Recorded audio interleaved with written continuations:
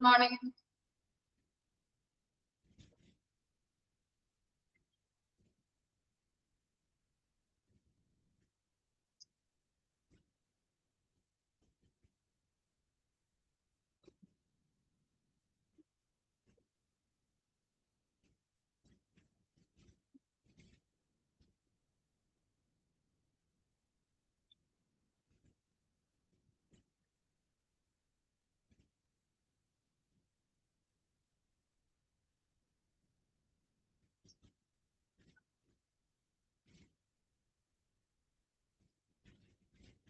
Okay, അപ്പോൾ നമ്മൾ കഴിഞ്ഞ ക്ലാസ്സിൽ എടുത്തുകൊണ്ടിരുന്നത് ചാപ്റ്റർ 6 ആയിരുന്നു ഔട്ട്പേഷ്യന്റ് ഡിപ്പാർട്ട്മെന്റ്. അതിനെ കുറച്ച് കാര്യങ്ങൾ ഇൻട്രൊഡക്ഷൻ കാര്യങ്ങളൊക്കെ നമ്മൾ പറഞ്ഞല്ലേ. എടുത്തു നിർത്തിയത് എക്യുപ്മെന്റ്സ് വരെയാണ് നമ്മൾ എടുത്തു നിർത്തിയത്. ഇനി നെക്സ്റ്റ് പോർഷൻ നോക്കാം, ഫങ്ഷൻസ് ഓഫ് OPD. ഏതൊരു ഡിപ്പാർട്ട്മെന്റ് പഠിക്കുമ്പോഴും അതിന്റെ ഫങ്ഷൻസ് കാര്യങ്ങളൊക്കെ നമ്മൾ പഠിക്കും അല്ലെ. ഓക്കെ, അപ്പോ OPD ഔട്ട്പേഷ്യന്റ് ഡിപ്പാർട്ട്മെന്റിന്റെ ഫങ്ഷൻസ് ആണ് നമ്മൾ നോക്കാൻ പോകുന്നത്. ഫസ്റ്റ് പറഞ്ഞ എന്താണ്? Early diagnosis, curative, preventive and rehabilitative care on ambulatory basis. Ambulatory basis കണ്ടിട്ടുണ്ടെങ്കിൽ ഔട്ട്പേഷ്യന്റ് അടിസ്ഥാനത്തില് എന്താണ് നമ്മള് രോഗികൾ വരുമ്പോ രോഗം നിർണയിക്കുന്നു, അതുപോലെ തന്നെ എല്ലാ രോഗങ്ങൾക്കുള്ള ട്രീറ്റ്മെന്റുകൾ കൊടുക്കുന്നുണ്ട്. അതുപോലെ തന്നെ രോഗം വന്നു കഴിഞ്ഞിട്ടുണ്ടെങ്കിൽ അത് തടയാതിരിക്കാൻ തടയാൻ വേണ്ടിയിട്ടുള്ള നടപടികൾ എടുക്കുന്നുണ്ട്. പ്രിവെന്റീവ് ആയിട്ടുള്ള മെഷേഴ്സ്, അതുപോലെ തന്നെ റിഹാബിലിറ്റേറ്റീവ് സർവീസസുകളും അങ്ങനെയുള്ള കാര്യങ്ങള് OPD-യില് പേഷ്യൻസിന് കൊടുക്കുന്നുണ്ടെന്നാണ് പറയുന്നത്. Effective treatment on ambulatory basis. Outpatient അടിസ്ഥാനത്തില് ഇഫക്റ്റീവ് ആയിട്ടുള്ള രോഗികൾ വരുമ്പോൾ അവർക്ക് ഇഫക്റ്റീവ് ആയിട്ടുള്ള ട്രീറ്റ്മെന്റുകൾ. Screening for admission to hospital. അതുപോലെ തന്നെ സ്ക്രീനിങ് എന്ന് പറഞ്ഞാൽ എന്തായിരിക്കും ഇവിടെ മീനിങ് വരുന്നത്? സ്ക്രീനിങ് എന്ന് പറഞ്ഞാൽ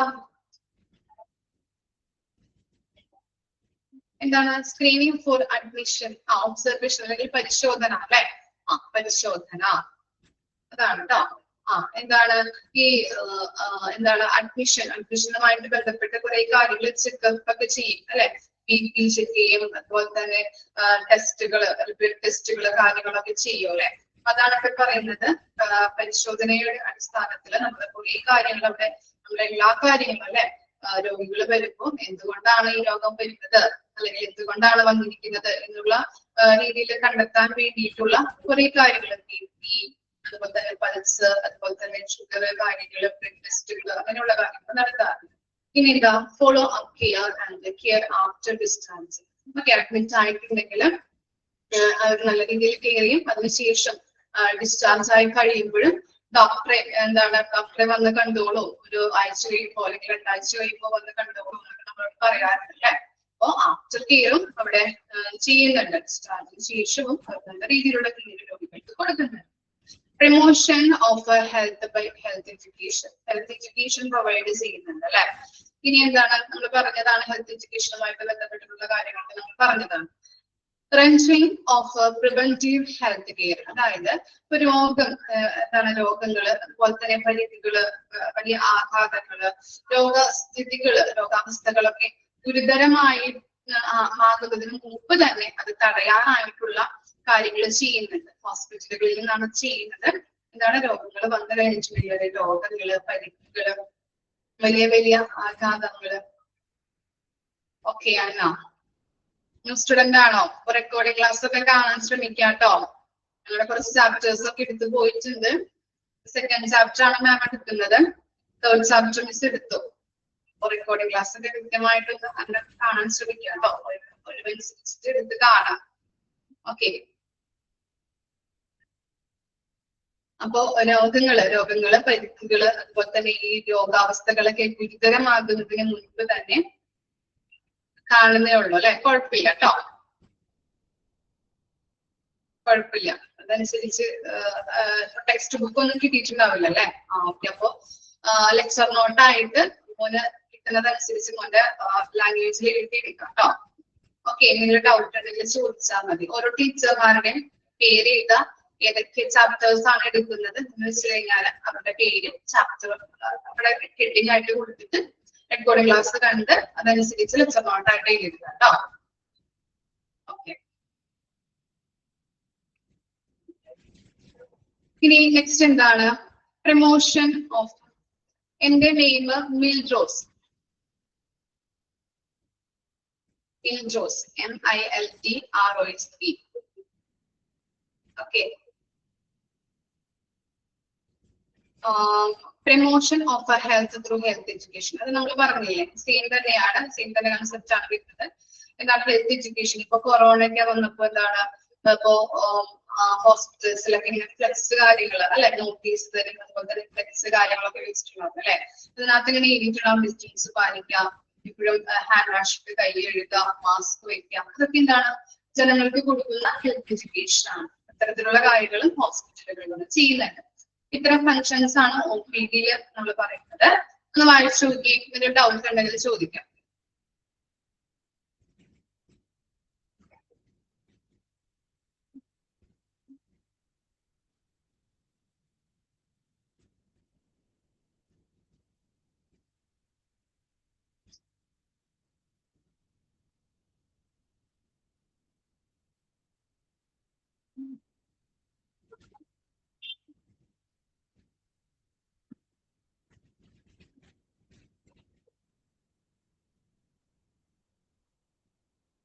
ഏത് എക്സ്പ്ലെയിൻ ചെയ്യണ്ടേ? എല്ലാം ഒന്നുകൂടി ഒന്ന് പറയാം. ഫങ്ഷൻസ് ഓഫ് OPD ആണ് നമ്മൾ നോക്കിയത്. ഫങ്ഷൻസ് എന്ന് പറഞ്ഞാൽ എന്താണ്? ഡയഗ്നോസിസ് എന്ന് പറഞ്ഞാല് എന്താണ്? രോഗനിർണയം നടത്തുന്നുണ്ട് അല്ലെ. ക്യൂറേറ്റീവ് എന്ന് പറഞ്ഞാൽ എല്ലാ എന്താണ് ഈ രോഗങ്ങൾക്കുള്ള ട്രീറ്റ്മെന്റ് കൊടുക്കുന്നുണ്ട്. പ്രിവെന്റീവ് എന്ന് പറഞ്ഞാൽ രോഗം വരാതിരിക്കാനായിട്ടുള്ള നടപടികൾ എടുക്കുന്നുണ്ട്. റിഹാബിലിറ്റേറ്റീവ് സർവീസസ് എന്ന് പറഞ്ഞു കഴിഞ്ഞിട്ടുണ്ടെങ്കിൽ ഒരാളെ നോർമൽ ലൈഫിലേക്ക് തിരിച്ചു കൊണ്ടുവരാനായിട്ടുള്ള നടപടികൾ. അത് നമുക്കറിയാം, സ്ട്രോക്ക് വന്ന ആളൊക്കെ ആണെങ്കിൽ ഒരു വർഷം അല്ലെങ്കിൽ എന്താണ് പാടെ തളർന്നിട്ടുണ്ടെങ്കിൽ അയാളെ നോർമൽ ലൈഫിലേക്ക് കൊണ്ടുവരാനായിട്ടുള്ള ശ്രമങ്ങൾ അവർ നടത്തുന്നുണ്ട് അല്ലെ. ട്രീറ്റ്മെന്റ് ഫീസിലായാലും അതുപോലെ തന്നെ എക്സസൈസ്, ഇപ്പൊ ഹോസ്പിറ്റലിൽ നിന്ന് ഫിസിയോതെറാപ്പി ചെയ്യാറുണ്ട്. അതുപോലെ തന്നെ വീട്ടിൽ പോയി കഴിഞ്ഞിട്ടുണ്ടെങ്കിൽ നമ്മള് എന്താണ് എക്സസൈസ് കാര്യങ്ങളൊക്കെ ചെയ്യിക്കാനായിട്ട് അവര് ഫാമിലീസിൽ പറഞ്ഞു കൊടുക്കും അല്ലെ, ഫാമിലിക്കൊക്കെ പറഞ്ഞു കൊടുക്കാറുണ്ട്. അപ്പൊ അങ്ങനെയുള്ള സർവീസസുകൾ അവിടെ കൊടുക്കുന്നുണ്ട്. പിന്നെ എന്താ, എഫക്റ്റീവ് ആയിട്ടുള്ള ട്രീറ്റ്മെന്റുകൾ, അവിടെ വരുന്ന രോഗികൾക്ക് എഫക്റ്റീവ് ട്രീറ്റ്മെന്റ് കൊടുക്കുന്നുണ്ട്. അതുപോലെ പരിശോധനകൾ നടത്തുന്നുണ്ട് അല്ലെ. കൃത്യമായിട്ടുള്ള സ്ക്രീനിങ് എന്ന് പറഞ്ഞാൽ പരിശോധന, കൃത്യമായിട്ടുള്ള പരിശോധനകൾ അവിടെ നടത്തുന്നു. അഡ്മിറ്റ് ആയി കഴിയുമ്പോൾ BP, അതുപോലെ ബ്ലഡ്, യൂറിൻ, അങ്ങനെയുള്ള ടെസ്റ്റുകൾ, സ്കാനുകൾ, അങ്ങനെയുള്ള പല രീതിയിലുള്ള പരിശോധനകൾ നടത്തി രോഗത്തെ ഐഡന്റിഫൈ ചെയ്ത് അതിനുള്ള ട്രീറ്റ്മെന്റുകൾ കൊടുക്കുന്നുണ്ട്.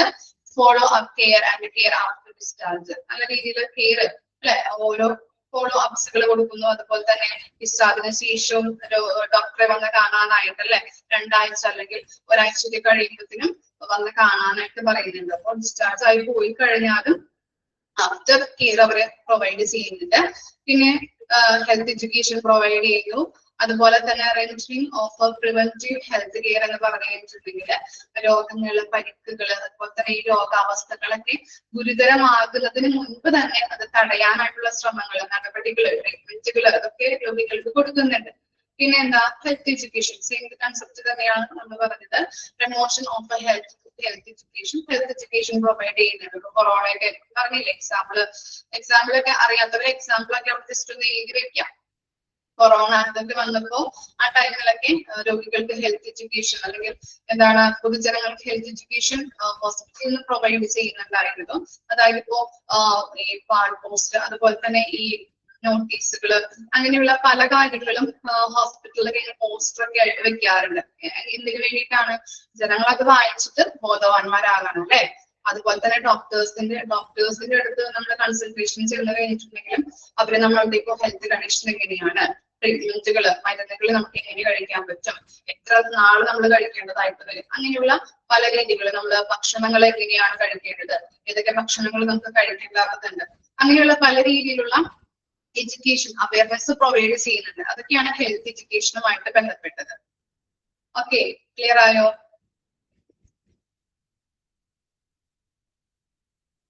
Next, preventive health activities. Okay, baby clinics. എന്താണ് ബേബി ക്ലിനിക്സ്? ഹോസ്പിറ്റലുകളിൽ പ്രൊവൈഡ് ചെയ്യുന്നുണ്ട് അല്ലെ, OPD പ്രൊവൈഡ് ചെയ്യുന്നുണ്ട്. AMC എന്ന് പറഞ്ഞാൽ എന്താ? ANCന്റെ ഫുൾ ഫോം എന്താണ്? ANC എന്തായിരിക്കും full form?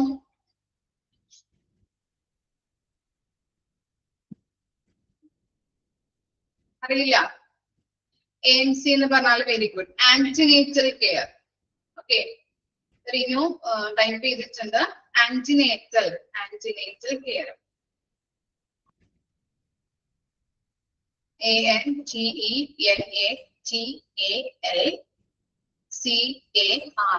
Antenatal care. Marriage counselling, planned parenthood etcetera. അതുപോലെ തന്നെ ഇങ്ങനെയുള്ള ഗർഭിണികൾക്ക് അല്ലെ ആന്റിനേറ്റൽ കെയർ എന്ന് പറഞ്ഞാൽ എന്താണ്? പ്രഗ്നന്റ് അല്ലെ.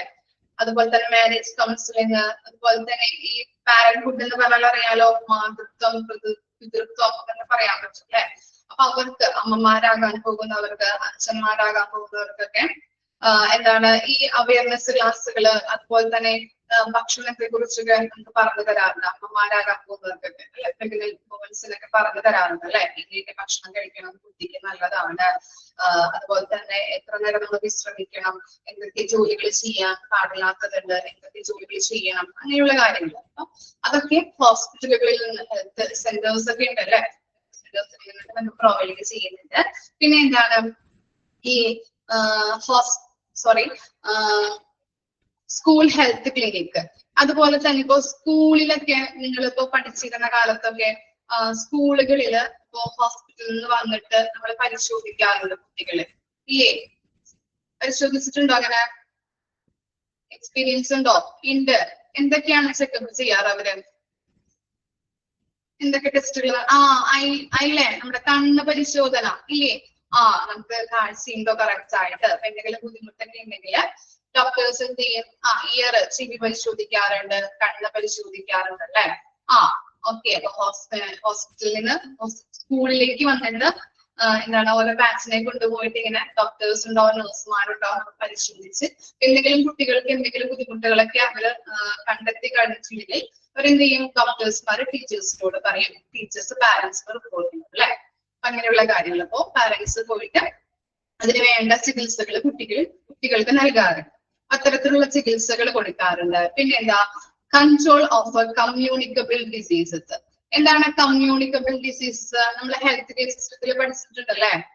എന്തായിരിക്കും കമ്മ്യൂണിക്കബിൾ ഡിസീസസ് എന്ന് പറഞ്ഞാല്?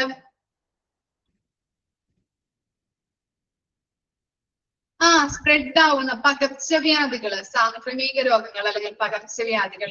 ഓക്കെ, ലൈക് കൊറോണ അല്ലെ. കൊറോണ, അതുപോലെ തന്നെ ഫീവർ, അങ്ങനെയുള്ള എന്താണ് നിപ്പ, അങ്ങനെയുള്ള പല പല സ്പ്രെഡ് ആവുന്ന രോഗങ്ങൾ അല്ലെ. ഓക്കെ, അത്തരത്തിലുള്ള ഡിസീസസ് ആണ് കമ്മ്യൂണിക്കബിൾ ഡിസീസസ് എന്ന് പറയുന്നത് കേട്ടോ. ഓക്കെ, അപ്പോ നമുക്ക് നോക്കാം. അങ്ങനെയുള്ള ഡിസീസസ് ഒക്കെ വന്നു കഴിഞ്ഞിട്ടുണ്ടെങ്കിൽ അത് തടയാനായിട്ടുള്ള, പടർന്നു പിടിക്കുന്നത് തടയാനായിട്ടുള്ള നടപടികൾ ഹോസ്പിറ്റലുകളിൽ നിന്ന് എടുക്കുന്നുണ്ട്. ANC എന്ന് പറഞ്ഞാല് ആന്റിനേറ്റൽ കെയർ. ഒരു കുട്ടി ടൈപ്പ് ചെയ്തിട്ടിട്ടുണ്ട്, ആ കമന്റ് നോക്കിയാൽ കാണാൻ പറ്റും കേട്ടോ. Antenatal care.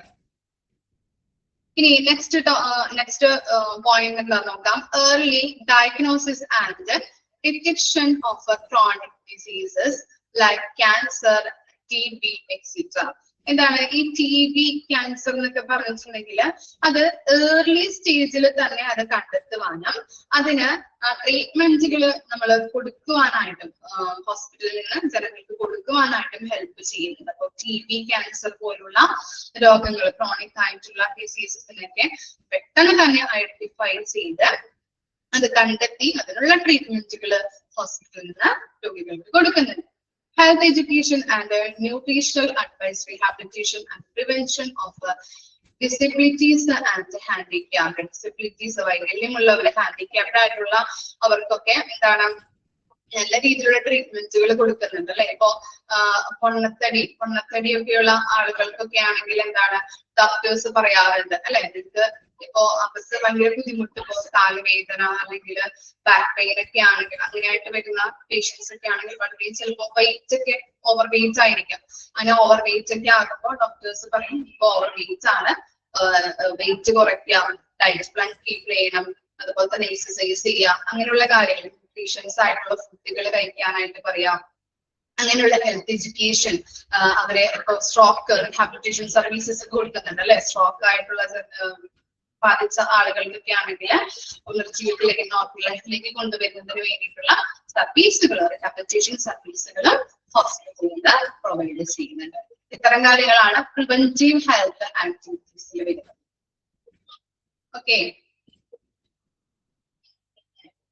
വായിച്ചു വെച്ചാൽ മതി കേട്ടോ, functions and preventive health activities. ഇനി നെക്സ്റ്റ് ആണ് ഇത്, നെക്സ്റ്റ് ഇമ്പോർട്ടന്റ് ആയിട്ടുള്ള ടോപ്പിക് ആണ് types of OPD. OPD types ആണ് നമ്മൾ പറയുന്നത്. Two types of OP services: centralized outpatient services and decentralized outpatient services. Okay, centralized outpatient services എന്താണ് നോക്കിയേ. All services are provided in a concise area which includes all diagnostics and therapeutic facilities being provided in the same place.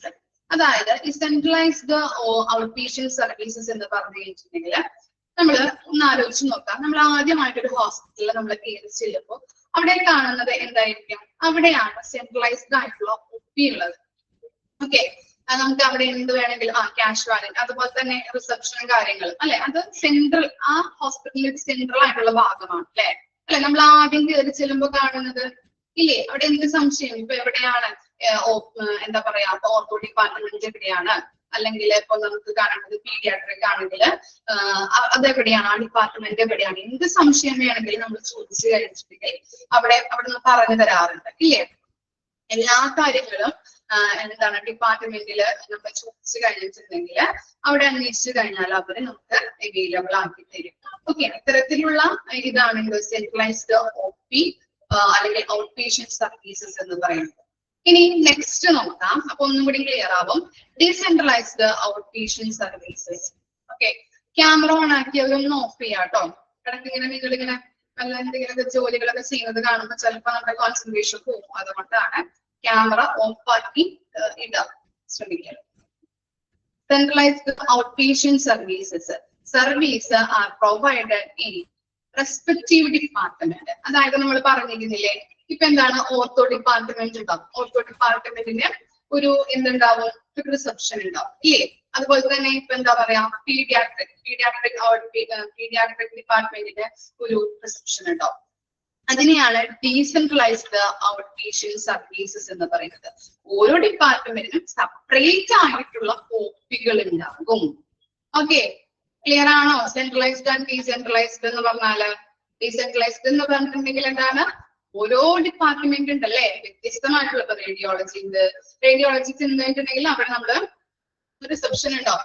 Ortho department, അതുപോലെ തന്നെ neuro, അതുപോലെ തന്നെ എന്താ paediatric, അങ്ങനെ പല department ഉണ്ടല്ലേ. ആ ഡിപ്പാർട്ട്മെന്റിനൊക്കെ സെപ്പറേറ്റ് ആയിട്ടുള്ള എന്താണ് OPകൾ ഉണ്ടാവും. അതിനെയാണ് നമ്മള് ഡീസെൻട്രലൈസ്ഡ് ഔട്ട് പേഷ്യന്റ് സർവീസസ് എന്ന് പറയുന്നത്. ഓക്കെ, മറ്റേതാണെങ്കിലോ മെയിൻ ആയിട്ടുള്ള OP, അതാണ് സെൻട്രലൈസ്ഡ്. ഇനി നോക്കാം ഡീസെൻട്രലൈസ്ഡ് ഔട്ട് പേഷ്യന്റ് സർവീസസ് നമ്മൾ പറഞ്ഞു.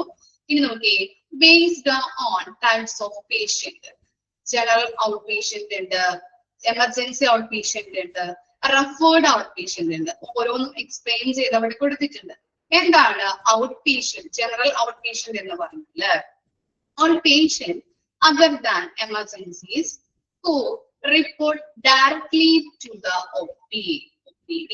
അപ്പൊ എന്താണ്, നമ്മള് എമർജൻസി ഡിപ്പാർട്ട്മെന്റിൽ വരുന്ന പേഷ്യന്റ് അല്ല. അതായത് നോർമലി ഇപ്പോ നമുക്ക് ഫീവർ വന്നു, ജലദോഷം വന്നു, കോൾഡ് അല്ലെ, ചുമ, അങ്ങനെയുള്ള കാര്യങ്ങളൊക്കെ വരുമ്പോ നമ്മൾ എന്ത് ചെയ്യും, ഡോക്ടറെ വന്ന് കണ്ട് മരുന്ന് വാങ്ങിച്ചിട്ട് പോകും അല്ലെ. അങ്ങനെയുള്ള പേഷ്യൻസിനെയാണ് നമ്മൾ ജനറൽ ഔട്ട് പേഷ്യന്റ് എന്ന് പറയുന്നത്. സാധാരണയായിട്ട് അസുഖങ്ങള് അധികം എമർജൻസി അല്ലാത്ത പേഷ്യൻസിനെയാണ് നമ്മൾ ജനറൽ ഔട്ട് പേഷ്യന്റ് എന്ന് പറയുന്നത്. Okay, other than emergencies who reported directly to OPD. Okay, അപ്പൊ എന്താണ് എമർജൻസി, എന്താണ് എമർജൻസി അല്ലാതെ വരുന്ന പേഷ്യന്റ് ആണ് അധികം. എന്താണ് സാധാരണയായിട്ട് ഇപ്പൊ പനി, ചെറിയ രീതിയിലുള്ള പനി വന്നു, അല്ലെങ്കിൽ ജലദോഷം വന്നു, ചുമ വന്നു, എന്ത് ചെയ്യണം? നമ്മൾ മരുന്ന് വാങ്ങിച്ചിട്ട് വീട്ടിലേക്ക് തിരിച്ചു പോകുന്ന പേഷ്യൻസ്. അത്തരത്തിലുള്ള പേഷ്യൻസിനെയാണ് നമ്മൾ ജനറൽ ഔട്ട് പേഷ്യൻസ് എന്ന് പറയുന്നത്. ഇനി എന്താ? Emergency out patient. ആ പേരിൽ തന്നെ ഉണ്ടല്ലേ? Okay, a person given emergency medical care for a condition. എന്താണ് എമർജൻസി ഔട്ട് പേഷ്യന്റ് എന്ന് പറയുന്നത്? എന്താണ്? എമർജൻസി അല്ലെങ്കിൽ എമർജൻസി ആയിട്ട് മെഡിക്കൽ കെയർ കൊടുക്കേണ്ടി വരുന്ന പേഷ്യൻസിനെയാണ് നമ്മള് എമർജൻസി ഔട്ട് പേഷ്യന്റ് എന്ന് പറയുന്നത്, അല്ലേ? ആണോ? ഓക്കെ, പെട്ടെന്നൊരു ആക്സിഡന്റ് അല്ലെങ്കിൽ എന്തെങ്കിലുമൊക്കെ എന്താണ് വലിയ രീതിയിലുള്ള ഒരു എമർജൻസി അങ്ങനെയുള്ള രീതിയിലൊക്കെ വരുന്ന പേഷ്യൻസ്, കാർഡിയാക് അറസ്റ്റ്, അല്ലെ? അപ്പൊ അങ്ങനെയുള്ള രീതിയിൽ എമർജൻസി ആയിട്ട് കൊണ്ടുവരുന്ന പേഷ്യൻസിനെയാണ് നമ്മള് എമർജൻസി ഔട്ട് പേഷ്യന്റ് എന്ന് പറയുന്നത്. ഓക്കെ, എമർജൻസി ആയിട്ട് മെഡിക്കൽ കെയർ കൊടുക്കേണ്ട പേഷ്യൻസ്. ഓക്കെ, നെക്സ്റ്റ് ആണ് ഇത് referred out patient. A patient referred to OPD by his practitioner for specific treatment.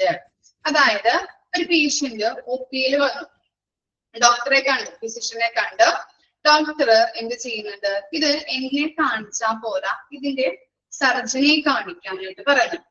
അല്ലെങ്കിൽ ഒരു എക്സാമ്പിൾ പറയാം. ഒരു ഒരു പേഷ്യന്റ് വന്നു, അയാൾക്ക് ഭയങ്കര ശ്വാസത്തിന്റെ ബ്രീത്തിങ് എടുക്കാൻ ബുദ്ധിമുട്ട്, ശ്വാസ തടസ്സം അനുഭവപ്പെട്ടിട്ട് വന്നതാണ്. ഭയങ്കര ബുദ്ധിമുട്ടായി ഫിസിഷ്യനെ കാണിച്ചു. ഫിസിഷ്യൻ പറഞ്ഞു എന്താണ്? ഫിസിഷ്യൻ റഫർ ചെയ്ത് കൊടുത്തു ഒരു പൾമണോളജിസ്റ്റിനെ കാണണം. ഓക്കെ, അപ്പോ അദ്ദേഹത്തെ കണ്ടാൽ മാത്രമാണ് ഇത് കറക്റ്റ് ആയിട്ടുള്ള രീതിയിലേക്ക് ട്രീറ്റ്മെന്റ് നടക്കുള്ളൂ. അപ്പോ അദ്ദേഹം ഫിസിഷ്യൻ എന്ത് ചെയ്തു? പൾമണോളജിസ്റ്റിന് റഫർ ചെയ്ത് കൊടുത്തു. ഓക്കെ, അതാണ് റഫേർഡ് ഔട്ട് പേഷ്യന്റ്. കിട്ടിയോ? മനസ്സിലായോ? അപ്പൊ 3 രീതിയിലുള്ള ഔട്ട് പേഷ്യന്റ് ആണ് നമ്മൾ പറഞ്ഞത്. ജനറൽ ഔട്ട് പേഷ്യന്റ് സാധാരണയായിട്ട് ചുമ പനിയൊക്കെ ആയിട്ട് വരില്ലേ, അത്തരത്തിലുള്ള patient. Emergency out patient, emergency ആയിട്ട് നമ്മൾ മെഡിക്കൽ കെയർ കൊടുക്കേണ്ടത്. റഫേർഡ് ഔട്ട് പേഷ്യന്റ് എന്ന് പറഞ്ഞാല് ഫിസിഷ്യനെ കണ്ടു, ഫിസിഷ്യൻ പറഞ്ഞു വേറൊരു ഡോക്ടർക്ക്, അല്ലെ? അപ്പോ അതിന്റെ സ്പെഷ്യലിസ്റ്റിന് റഫർ ചെയ്ത് കൊടുക്കുന്നു. മനസ്സിലായോ? അത്തരത്തിലുള്ള ഔട്ട് പേഷ്യന്റ് ആണ് റഫേർഡ് ഔട്ട് പേഷ്യന്റ്. ഓക്കെ, ഇത്രയും വരെ ഒന്ന് വായിച്ചു നോക്കിയേ. പ്രിവെന്റീവ് ആയിട്ടുള്ള കാര്യങ്ങൾ നമ്മൾ പറഞ്ഞിരുന്നു. Preventive health activities, types of OPD, അതുപോലെ തന്നെ based on type of patient.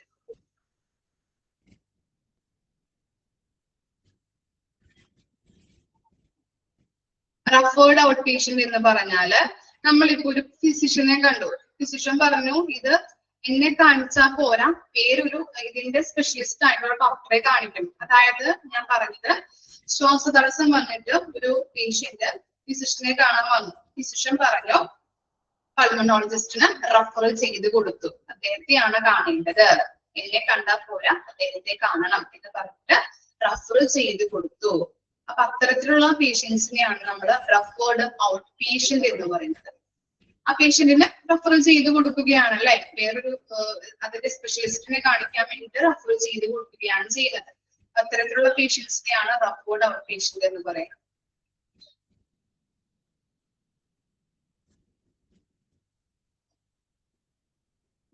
അയച്ചു നോക്കാം കേട്ടോ.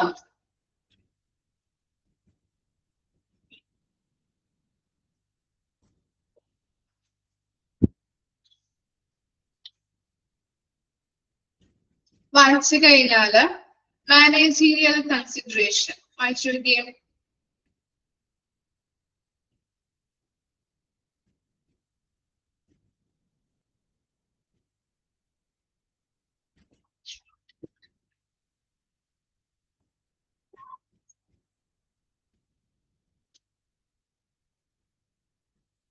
ആംബുലേറ്ററി ബേസിസ് എന്ന് പറഞ്ഞിട്ടുണ്ടെങ്കിൽ ഔട്ട് പേഷ്യന്റ് അടിസ്ഥാനത്തിൽ ചികിത്സ കൊടുക്കുന്നതിനെയാണ് പറയുന്നത് കേട്ടോ.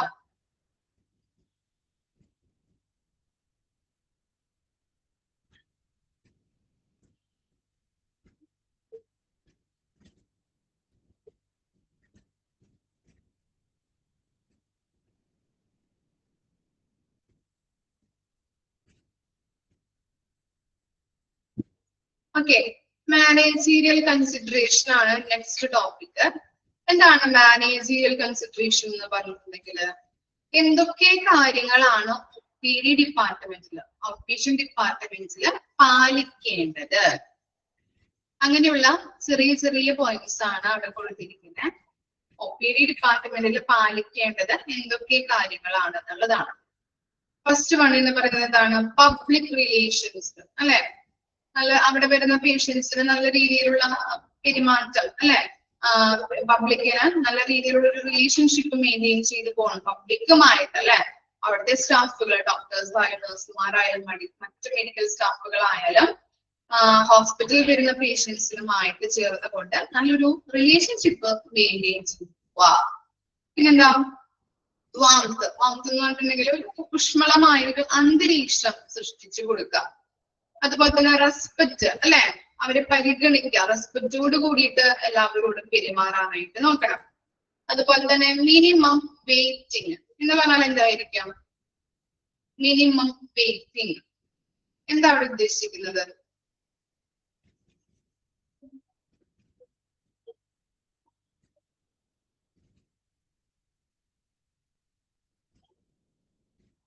എന്തായിരിക്കാം മിനിമം വെയിറ്റിംഗ് എന്ന് പറഞ്ഞാല്?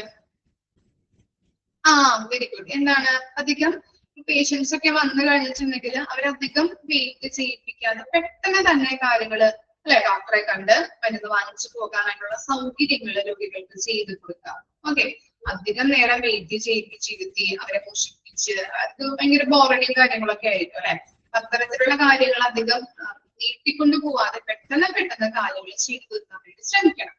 ക്ലീൻലിനെസ് അറിയാലോ, അതുപോലെ ഗുഡ് ആംബിയൻസ്, ഇനി അതുപോലെ തന്നെ ക്യാൻറ്റീൻ സൗകര്യം. പേഷ്യന്റ് ഹിയറിംഗ് എന്തായിരിക്കും? Patient hearing?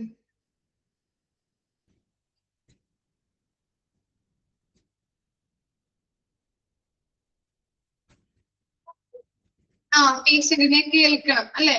ഇപ്പോ ചില രോഗികൾക്ക് ചിലപ്പോൾ നമ്മൾ കൊടുക്കുന്ന ട്രീറ്റ്മെന്റിനെ കുറിച്ച് എന്തെങ്കിലും ഡൗട്ടുകളോ മെഡിസിനെ കുറിച്ച് എന്തെങ്കിലും ഡൗട്ടുകളോ ഒക്കെ ഉണ്ടെങ്കിൽ അവര് ഇങ്ങനെ ചോദ്യങ്ങൾ ചോദിക്കുമ്പോൾ അവർക്ക് അതിനനുസരിച്ചുള്ള മറുപടി നമ്മൾ കൊടുക്കാനായിട്ട് തയ്യാറാണ്. ഓക്കെ, അപ്പൊ ചിലവർക്കൊക്കെ ഉണ്ട്, ചില പേഷ്യൻസ് ഒക്കെ ഇങ്ങനെ ചോദിച്ചു കഴിഞ്ഞാൽ ചിലപ്പോ അത് പറഞ്ഞു തരാനായിട്ട് തയ്യാറാവില്ല, അല്ലെങ്കിൽ ദേഷ്യപ്പെട്ട് സംസാരിക്കാം, അങ്ങനെയുള്ള കാര്യങ്ങൾ, അല്ലെ? പക്ഷെ അങ്ങനെ ഒന്നും ചെയ്യാതെ എന്തെങ്കിലും ഓക്കെ അപ്പൊ എന്തെങ്കിലും കാര്യങ്ങൾ ഡൗട്ടുകളോ എന്തെങ്കിലും ഉണ്ടെങ്കിൽ കറക്റ്റ് ആയിട്ട് അവരെ കേൾക്കാനായിട്ട് തയ്യാറാവുകയും അവരുമായിട്ട് കറക്റ്റ് ആയിട്ട് കമ്മ്യൂണിക്കേറ്റ് ചെയ്യാനായിട്ട് തയ്യാറാവുകയും വേണം. പിന്നെന്താ? വെന്റിലേഷൻ എന്തായിരിക്കും?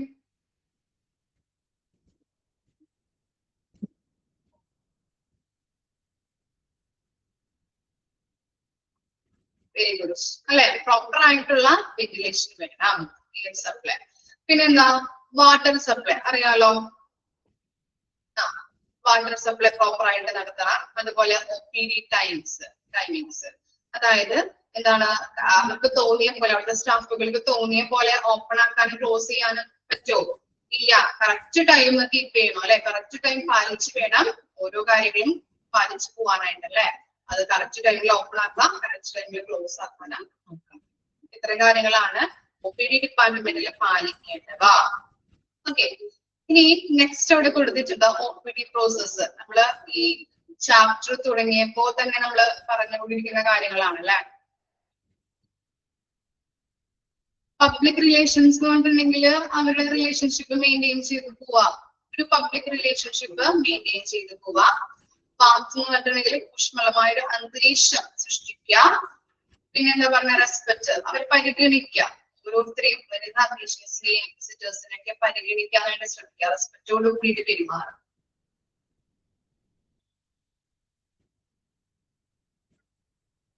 ഇനി OPD പ്രോസസ്സ് അവിടെ കണ്ടായിരുന്നോ?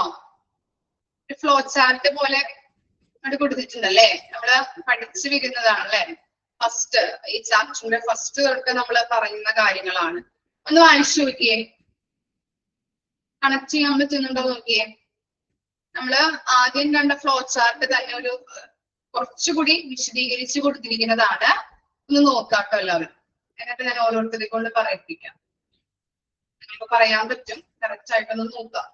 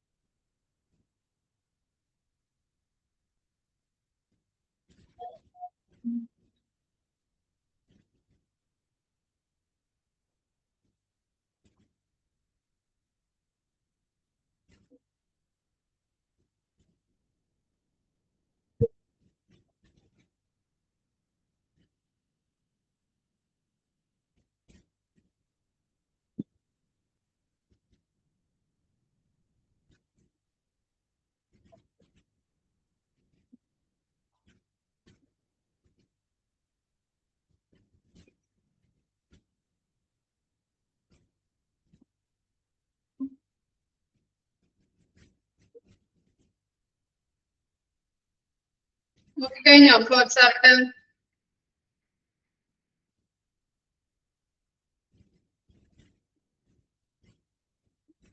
ഓക്കെ, ഞാൻ അൺമ്യൂട്ട് ആക്കാം. ആരാ പറയാ ഫസ്റ്റ്?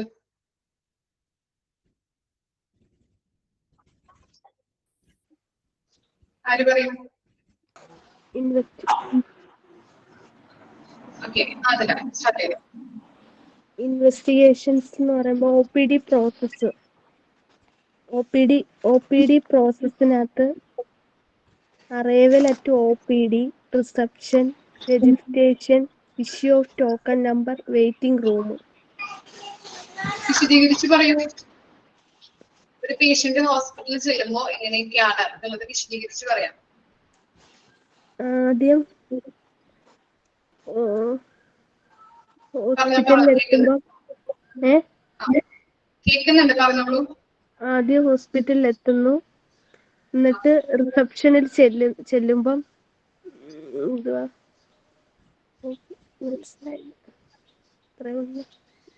രജിസ്ട്രേഷൻ ചെല്ലുന്നു,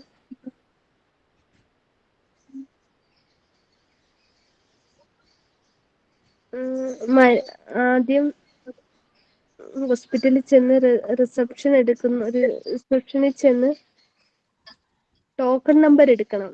ടോക്കൺ നമ്പർ എടുത്തിട്ട് മരുന്ന് മേടിക്കാൻ വേണ്ടിയിട്ട്, അല്ല ഡോക്ടറെ കാണാൻ വേണ്ടിയിട്ട് വെയിറ്റ് ചെയ്യണം. അങ്ങനല്ലയോ? വെയിറ്റ് ചെയ്തിട്ട് മരുന്ന് മേടിച്ചിട്ട് ആ ചീട്ടുമായിട്ട് മരുന്ന് മേടിക്കാൻ വേണ്ടിയിട്ട് ഫാർമസി ചെല്ലണം. ഫാർമസി ചെല്ലാന് ടോക്കൺ നമ്പർ എടുക്കണം. ടോക്കൺ നമ്പർ എടുക്കാൻ വേണ്ടിയിട്ട് ഇച്ചിരി വെയിറ്റ് ചെയ്യണം, എന്നിട്ട് മരുന്ന് മേടിച്ചിട്ട് ആ ചീട്ടുമായിട്ട് വരണം. അത്രേ ഉള്ളൂ എനിക്കറിയത്തില്ല. ഓക്കെ, വേറെ ആര് പറയും? കുറച്ചൊക്കെ അവിടെ ഇവിടെയൊക്കെ ഒരു പിഴവുകൾ വന്നല്ലേ? ബാക്കി കറക്റ്റ് ആണ്.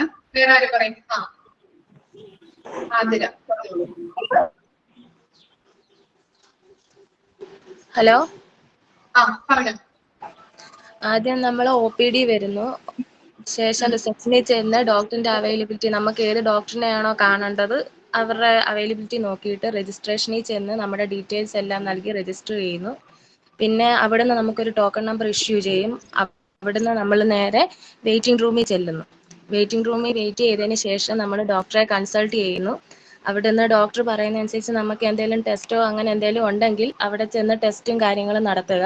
ശേഷം അവിടെ നിന്ന് വീണ്ടും ഡോക്ടറെ കൺസൾട്ട് ചെയ്യുക. പിന്നെ അവിടെ നിന്ന് നമ്മൾ ഫാർമസി ചെല്ലുക. അവിടെ നിന്ന് ഒരു ടോക്കൺ നമ്പർ ഇഷ്യൂ ചെയ്യും. അവിടെ നിന്ന് ഇഷ്യൂ ചെയ്യുന്ന ടോക്കൺ നമ്പറും വാങ്ങിച്ച് നമ്മൾ വെയിറ്റ് ചെയ്യുന്നു. ആഫ്റ്റർ ദാറ്റ് നമ്മൾ മെഡിസിൻ കളക്ട് ചെയ്ത് തിരിച്ച് ഡിപ്പാർച്ചർ ആവുന്നു.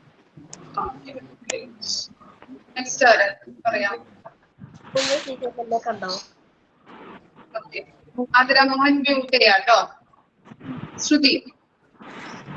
മാം, ആദ്യം നമ്മൾ OPD ചെല്ലുന്നു. അത് കഴിഞ്ഞ് റിസപ്ഷനിൽ ചെന്ന് ഡോക്ടർ ഉണ്ടോ എന്ന് തിരക്കുന്നു. അത് കഴിഞ്ഞ് രജിസ്ട്രേഷൻ ചെന്നിട്ട് രജിസ്റ്റർ എല്ലാം ചെയ്തിട്ട് ടോക്കൺ നമ്പറിനായിട്ട് ഇഷ്യൂ ചെയ്യുന്നു. പിന്നെ അത് കഴിഞ്ഞ് വെയിറ്റിംഗ് റൂമിൽ വന്നിട്ട് ഡോക്ടറിനായിട്ട് വെയിറ്റ് ചെയ്തിട്ട് അടുത്തത് കൺസൾട്ടേഷൻ റൂമിൽ ചെന്ന് ഡോക്ടറെ കണ്ടിട്ട് ഡോക്ടർ പറയുന്നതനുസരിച്ച് ടെസ്റ്റോ കാര്യങ്ങളോ ഉണ്ടെങ്കിൽ അത് ചെയ്യുന്നു. അത് കഴിഞ്ഞിട്ട് വീണ്ടും അല്ലെങ്കിൽ പിന്നെ വേറെ ഡോക്ടറെ റെഫർ ചെയ്യുന്നെങ്കിൽ അങ്ങോട്ട് പോകുന്നു.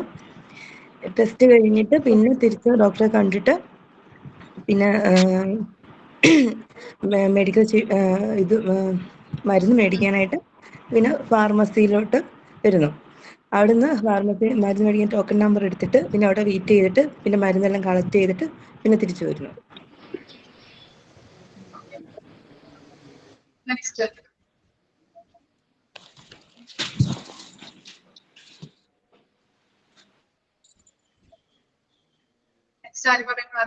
പറയാട്ടോ, കിട്ടുന്ന അവസരമാണ്. ഞാൻ പറയാം.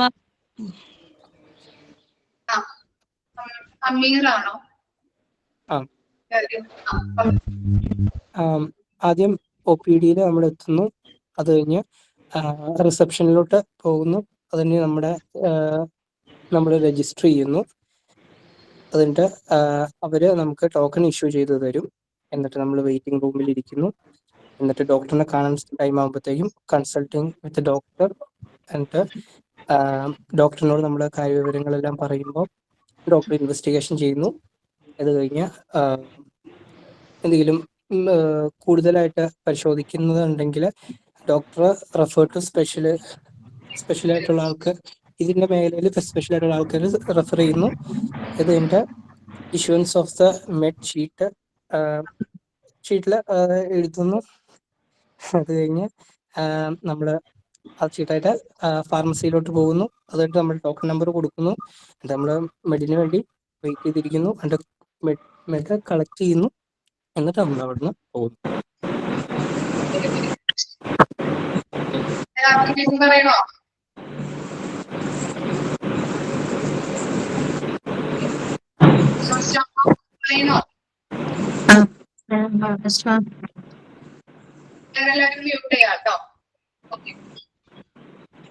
അറൈവൽ OPD എത്തിച്ചേരുന്നു.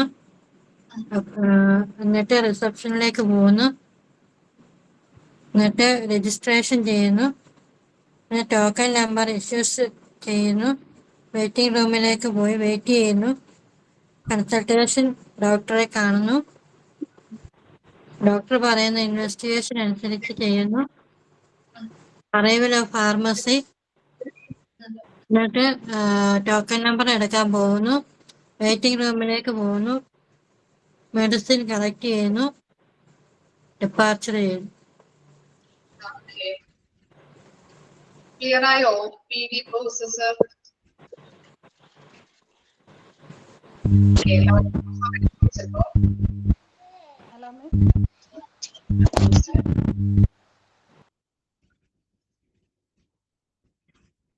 ക്ലിയർ ആയല്ലേ?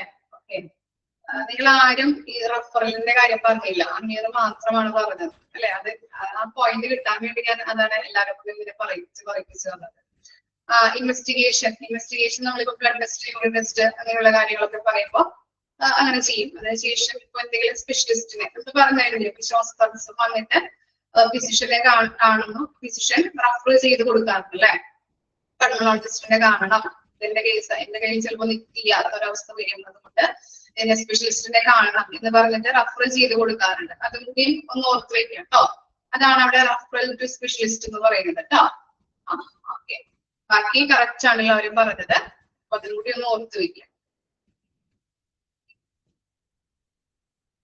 ഇത് ഞാൻ പറയേണ്ട ആവശ്യമില്ലല്ലോ. ഇത് നിങ്ങൾ നോക്കിക്കോളൂല്ലേ? കിട്ടിയില്ല എല്ലാവർക്കും?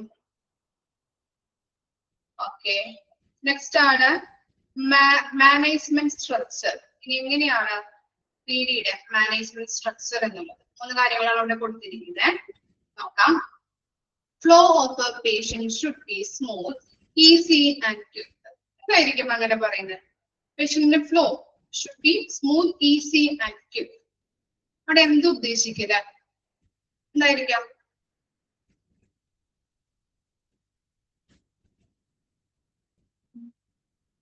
എന്തെങ്കിലും ഐഡിയ കിട്ടുന്നുണ്ടോ?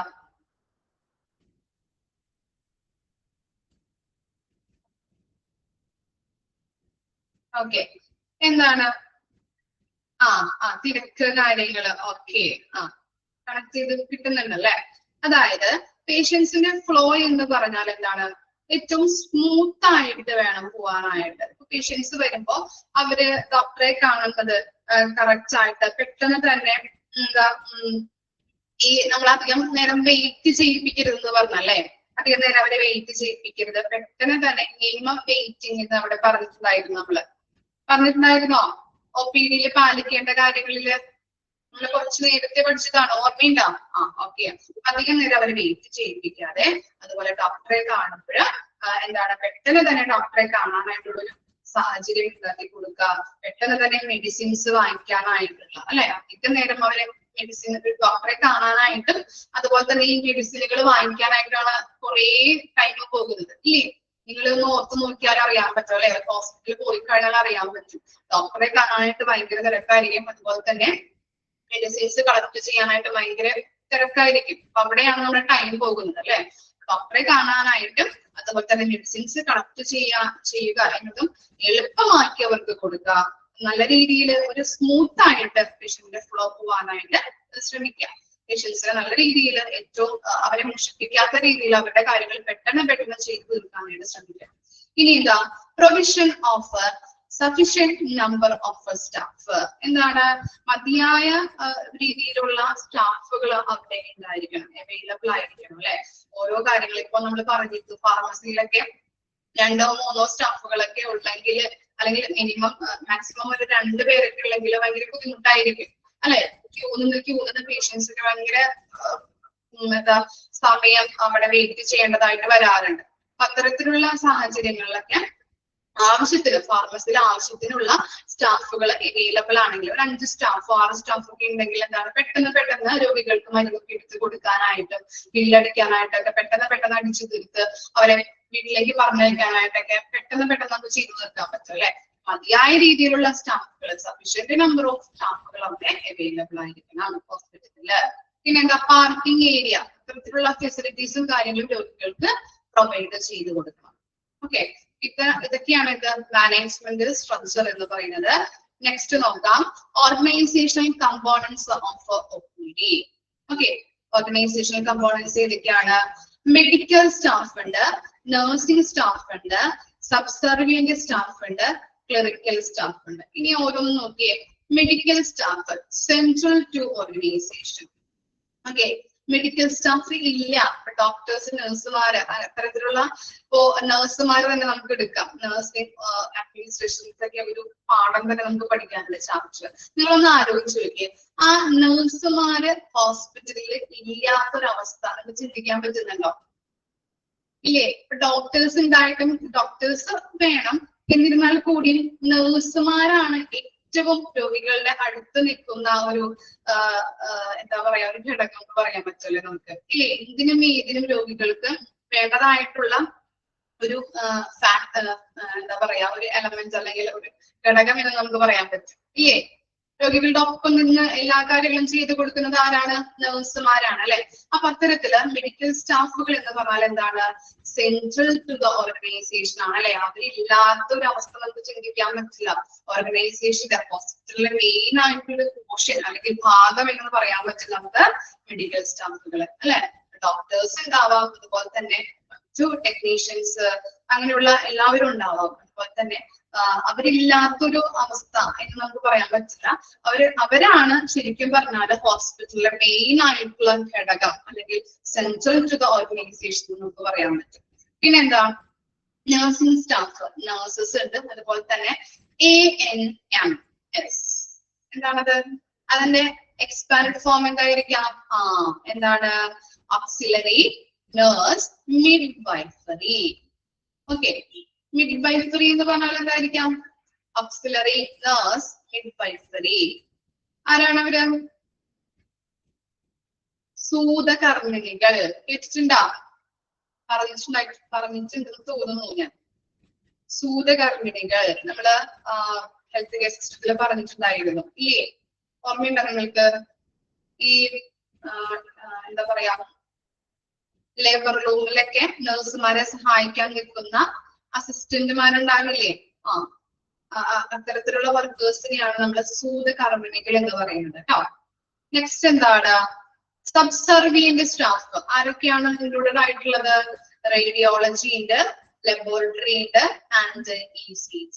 ഇവരൊക്കെയാണ് സബ്സർവിയന്റ് സ്റ്റാഫിൽ ഉൾപ്പെട്ടിട്ടുള്ളത്. Last one clerical staff. ഇതൊക്കെയാണ് ഓർഗനൈസേഷണൽ കമ്പോണൻസ് ഓഫ് OPD വരുന്നത്. നമ്മൾ പറഞ്ഞു മെഡിക്കൽ സ്റ്റാഫ് ഉണ്ട്, നഴ്സിംഗ് സ്റ്റാഫ് ഉണ്ട്, സബ്സർവിയന്റ് സ്റ്റാഫ് ഉണ്ട്, ക്ലറിക്കൽ സ്റ്റാഫ് ഉണ്ട്. ഓർത്ത് വെക്കുക കേട്ടോ.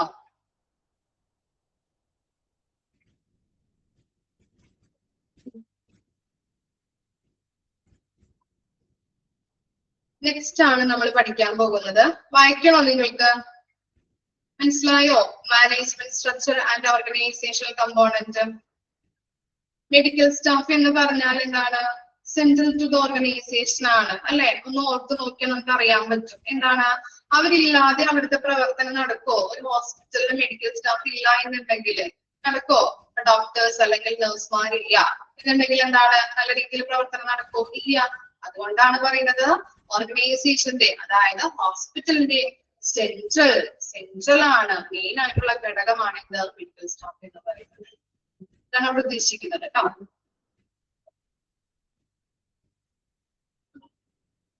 നെക്സ്റ്റ് ജസ്റ്റ് ഒന്ന് പറഞ്ഞു പോവാം, ടൈം ഓവറായിട്ടുണ്ട്. Problems at OPD. നമ്മള് പ്രോബ്ലംസ് പഠിക്കുന്നുണ്ട്. OPD-യില് പ്രോബ്ലംസ് ഉണ്ടെന്നാണ് പറയുന്നത്. ജനറൽ പ്രോബ്ലംസ് ഉണ്ട്, അതുപോലെ തന്നെ സ്പെസിഫിക് പ്രോബ്ലംസ് ഉണ്ട്. അപ്പോ ജനറൽ പ്രോബ്ലംസ് നോക്കി ഒരു 8 എണ്ണമാണ് നമുക്ക് പഠിക്കാനുള്ളത്. അതിൽ ഫസ്റ്റ് വൺ ആണ് ഇത്, sufficient number of doctors. Okay, next one, inappropriate appointment system, long waiting time at medicine room, shortage of facilities, insufficient training of medical personnel concerning ambulatory care. Next, fragmentation of care, poor communication and inadequate understanding of their demand, an organizational structure geared to traditional preference and need of the providers, resistance to change. അങ്ങനെ 8 problems ആണ് general പ്രോബ്ലംസിൽ വരുന്നത്.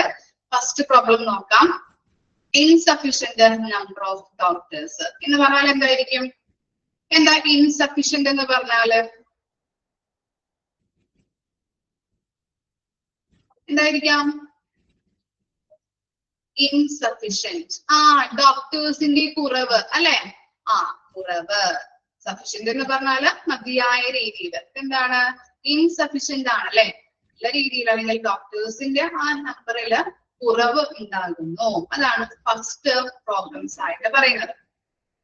It is found that there are a large number of patients waiting in front of the doctor's room.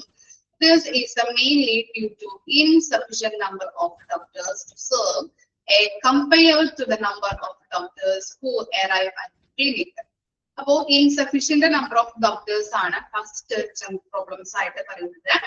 അവിടെ നമ്മൾ പറഞ്ഞിരുന്നു വേണ്ടത്ര doctors ഇല്ലാത്ത ഒരു അവസ്ഥ അല്ലെ? അതാണ് ഫസ്റ്റ് പ്രോബ്ലം ആയിട്ട് പറയുന്നത്. ആലോചിച്ച് നോക്കാം. എക്സാമ്പിൾ ആയിട്ട് നമുക്ക് ഗവൺമെന്റ് ഹോസ്പിറ്റലിൽ എടുക്കാം. ഓക്കെ, ഗവൺമെന്റ് ഹോസ്പിറ്റലിലൊക്കെ നമ്മൾ ചെയ്യുമ്പോഴാണ് അറിയുന്നത് അല്ലെ, കറക്റ്റ് ആയിട്ടുള്ള ഡോക്ടേഴ്സ് ഇല്ല, ഡോക്ടർ ലീവാണ്, 1-2 ഡോക്ടേഴ്സ് ഉണ്ടാവുള്ളൂ. ഇപ്പോ ഒരു ഡോക്ടറൊക്കെ ഉള്ളൂ എന്നുണ്ടെങ്കിൽ എന്താണ്, 100 രോഗികൾ വന്നു കഴിഞ്ഞിട്ടുണ്ടെങ്കിലും ആ ഡോക്ടർ തന്നെ നോക്കണം ഇല്ലേ? അപ്പൊ എന്താണ്, ഭയങ്കര തിരക്ക് അനുഭവപ്പെടും. അതുപോലെ തന്നെ ഇപ്പോ എന്താ മെഡിസിൻ വാങ്ങിക്കാനായിട്ടും തിരക്കും കാര്യങ്ങളൊക്കെ ആയിരിക്കും അല്ലെ. ഒരു ഡോക്ടറേ ഉള്ളൂ, ഡോക്ടറെ നോക്കണം. അതുപോലെ തന്നെ കൂടുതൽ രോഗികൾ അവിടെ വെയിറ്റ് ചെയ്ത് കുറെ ടൈം ഇരിക്കേണ്ടതായിട്ട് വരും. പിന്നെ തിക്കും തിരക്ക് ഗവൺമെന്റ് ഹോസ്പിറ്റലാണെങ്കിൽ എന്താണ് ഭയങ്കര തിക്കും തിരക്കായിരിക്കും അല്ലെ. ചിലവരൊക്കെ വരുന്നത് കാണാം, ടോക്കൺ ഒക്കെ എടുക്കും, ഓടിച്ചെന്ന് ഡോക്ടറെ കാണും. നമ്മള് ക്യൂ നിൽക്കുന്നുണ്ടാവും അല്ലെ. പെട്ടെന്ന് ചില ആളുകളൊക്കെയാണ്, അല്ലെങ്കിൽ മിഡിൽ ഏജ്ഡ് ആയിട്ടുള്ള ആളുകളൊക്കെയാണ് നമ്മള്, കുട്ടികളും അതുപോലെ തന്നെ മുതിർന്നവരൊക്കെ മുതിർന്നവരെ നമ്മൾ കയറ്റി വിടാറുണ്ട് ഇല്ലേ. അമ്മമാരൊക്കെ വന്നു കഴിഞ്ഞിട്ടുണ്ടെങ്കിൽ അവരെ വയസ്സായിട്ട് കയറ്റി വിടും ഡോക്ടറെ കാണാനായിട്ട്. ചില ആളുകൾ വന്നു കഴിഞ്ഞിട്ടുണ്ടെങ്കിൽ നമ്മൾ ക്യൂ നിൽക്കുന്നത് കാണില്ല, അവർ പെട്ടെന്ന് തന്നെ കാണാതെ ഒന്നുമില്ല അല്ലെ, പെട്ടെന്ന് തന്നെ ഡോക്ടറെ കണ്ട് വീട്ടിലേക്ക് പോകണം എന്നുള്ള രീതിയിൽ ചികിത്സ പോകുന്നത് കാണാം ഇല്ലേ. സംഭവിക്കുന്ന കാര്യങ്ങളല്ലേ. എനിക്കൊക്കെ എക്സ്പീരിയൻസ് ഉണ്ട് കേട്ടോ. ഗവൺമെന്റ് ഹോസ്പിറ്റലിൽ പോയപ്പോ അങ്ങനെ കയറി ഞാൻ ഡോക്ടറെ കാണാൻ നിൽക്കുന്ന സമയത്ത് പെട്ടെന്ന് തന്നെയാണ് ഒരാൾ വന്നിട്ട് പെട്ടെന്ന് തന്നെ കയറി ഡോക്ടറെ കണ്ട് പോകണ രീതി. നമ്മളൊക്കെ എന്താ ശശികളായിട്ട് നിൽക്കുന്ന ഒരവസ്ഥയാണ്. അങ്ങനെ അപ്പൊ എന്താണ്, ഒരു ഡോക്ടറെ ഉള്ളൂ നിൽക്കുന്നുണ്ടെങ്കിൽ 100 പേഷ്യൻസ് വന്നു കഴിച്ചിട്ടുണ്ടെങ്കിൽ എത്ര ടൈം അല്ലെ നമ്മൾ വെയിറ്റ് ചെയ്തിരിക്കണം. ആവശ്യത്തിന് ഡോക്ടർ ഇല്ലാത്തൊരവസ്ഥ എന്ന് പറഞ്ഞാൽ വളരെ നമുക്ക് ഓർക്കാനും പറ്റില്ല. അത്രയ്ക്കും വളരെ ദയനീയമായിട്ടുള്ള രീതിയിലാണ് അല്ലെ. ഡോക്ടർ 100 പേഷ്യന്റ് വന്നു കഴിഞ്ഞാല് അത്രയും ആളുകളെ നോക്കുക, അത്രയും നേരം നമ്മൾ വെയിറ്റ് ചെയ്തിരിക്കണം. അങ്ങനെ അതുപോലെ തന്നെ ഇപ്പോ ഡോക്ടറിന്റെ കൺസൾട്ടേഷൻ റൂമിലൊന്നും ചിലപ്പോ വാതിലൊന്നും ഉണ്ടാവാറില്ല അല്ലെ, ഡോറൊന്നും ഉണ്ടാവാത്ത ഒരു സാഹചര്യമൊക്കെ ഉണ്ടെങ്കിൽ ഇങ്ങനെ ആ ഡോറിന്റെ അവിടെ തന്നെ ഇങ്ങനെ ആളുകളെ കുന്നുകൂടി നിൽക്കുന്നത് കാണാം അല്ലെ. തടച്ചുകൂടി ഒരു ക്രൗഡ് പോലെ അല്ലെ, വ്യക്തമായിട്ട് നിൽക്കുന്നത് കാണാം ഇല്ലേ. ഗവൺമെന്റ് ഹോസ്പിറ്റലിൽ ആരും പോവാറില്ല ആണോ? അങ്ങനെയാണോ കണ്ടിട്ടുള്ളത്? കണ്ടിട്ടുണ്ടോ ആരെങ്കിലും അങ്ങനെ നിൽക്കുന്നത്? അപ്പൊ എന്താണ്, പലർക്കും പല അസുഖങ്ങളാണ് അല്ലെ. ചിലവർക്ക് ചുമയുണ്ടാവാം, ചിലർക്ക് ജലദോഷം ഉണ്ടാവാം, ചിലർക്ക് പനി ഉണ്ടാവാം ഇല്ലേ. പലർക്കും പല അസുഖങ്ങളായിരിക്കും. ഇങ്ങനെ തടിച്ചുകൂടി നിൽക്കുമ്പോ എന്താണ്, ആ അസുഖങ്ങളും മറ്റുള്ളവർക്ക് പകരാനായിട്ട് ഇടവരുന്നുണ്ട് ഇല്ലേ. അത്തരത്തിലുള്ളൊരു സാഹചര്യവും ഉണ്ടാകുന്നുണ്ട് അല്ലെ. ഇങ്ങനെ കുന്നുകൂടി കട്ട കൂടി ഇങ്ങനെ നിൽക്കുമ്പോ അപ്പൊ അങ്ങനെയുള്ള പല രോഗങ്ങളും ആളുകളിലേക്ക് മാറി മറിഞ്ഞ് അല്ലെങ്കിൽ എന്താണ് പല ആളുകളിലേക്കും പകരാനായിട്ടുള്ള സാഹചര്യവും ഇത്തരത്തില് അനുഭവപ്പെടാറുണ്ട്.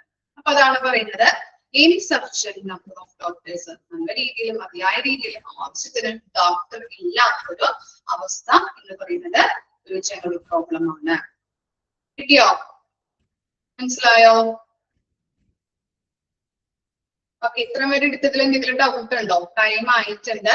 ഇത്ര പേര് എടുത്തതില് എന്തെങ്കിലും ഡൗട്ട് ഉണ്ടോ? ബാക്കി നമുക്ക് നെക്സ്റ്റ് ക്ലാസ്സിൽ എടുക്കാം.